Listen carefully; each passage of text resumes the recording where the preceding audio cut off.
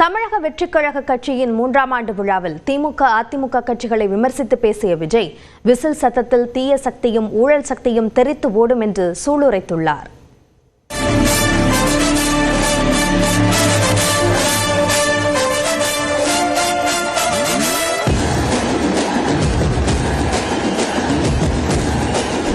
தமிழக வெற்றிக் கழகம் கட்சியின் 3ஆம் ஆண்டு தொடக்க விழாவையொட்டி சென்னை படையூரில் உள்ள அலுவலகத்தில் தவேக கட்சி கொடியை ஏற்றி வைத்த விஜய், பாடகர் வேல்முருகனின் இசை கச்சேரியில் உற்சாகமாக நடனமாடினார்.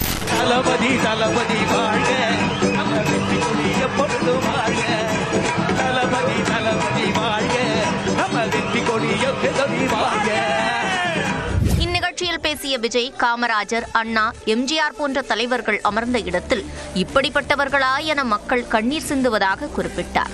தனக்கு என்ன அனுபவம் இருக்கிறது என்று பேசுகிறவர்கள் அன்று எம்ஜிஆரையும் அப்படித்தான் பேசியதாகவும் விஜய் ஆதங்கம் தெரிவித்தார். எம்ஜிஆர் அவர்களுக்கு எவ்வளவு அனுபவம் இருக்குது தெரியுமா? 52லேருந்து 72 வரைக்கும் அந்த 20 இயர்ஸ் திமுகவில் இருந்த ஒரு அரசியல் அனுபவம் எவ்வளவு இருக்குது தெரியுமா? விஜய்க்கு என்ன பெரிய அனுபவம் இருக்குதுன்னு கேட்டா அதே வாய்தான். அன்னைக்கு எம்ஜிஆர் அவர்களை பார்த்து அரசியல் அரிச்சுவடி தெரியாதவரு, கவர்ச்சியை மட்டுமே நம்பி இருக்கிறவரு, அட்டக்கத்தி, வாய் விளம்பர வள்ளல், டெல்லியை வகச்சிக்க மாட்டாரு, மேல இருந்து அவருக்கு அவ்வளோ பிரஷர் இருக்குது, அப்படி இப்படின்னு சொன்னதும் அதே வாய் தான். பவள விழா பாப்பாவுக்கு பழைய டப்பாவை உருட்டத்தான் தெரியும் என்றும், ஊழலை பற்றி எடுத்துச் சொன்னால் தகர டப்பாவை எடுத்து உருட்டுவார்கள் என்றும் திமுகவை மறைமுகமாக சாடினார். இன்னைக்கு இந்த டிஜிட்டல் உலகத்துல திருவள்ளுவர் இருந்திருந்தாருன்னா இந்த தீய சக்தியை பத்தி என்ன திருக்குறள் எழுதியிருப்பாரு? ஒரு கற்பனையா, அநீதி, அராஜகம், தில்லுமுள்ளு இவையெல்லாம் திமுக முதற்றே உழைக்கு.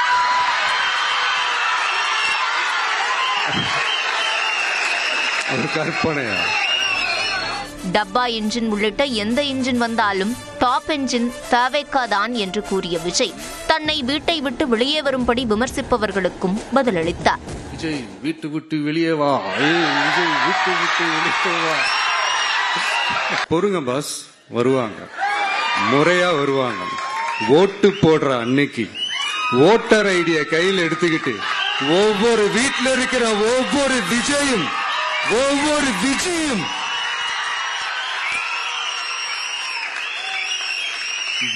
பூத்தா காலையிலே வந்து நிப்பாங்க பாருங்க.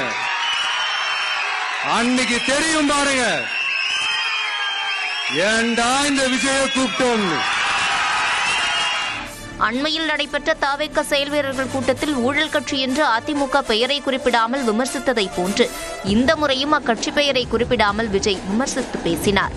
மாபெரும் மக்கள் சக்தியா நம்ம அணி ஒரு பக்கம், அடுத்து திமுக தலைமையில் மற்ற கூட்டணி கட்சிகள் ஒரு பக்கம், அடுத்து பாஜக தலைமையில் மற்றும் பலர்.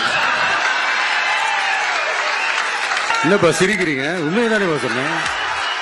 ஒவ்வொரு வீட்டிலும் தவேக இருப்பதை கருத்து கணிப்பு எடுப்பவர்கள் பார்க்கலாம் என்றும் விஜய் கூறினார். கருத்து கணிப்பு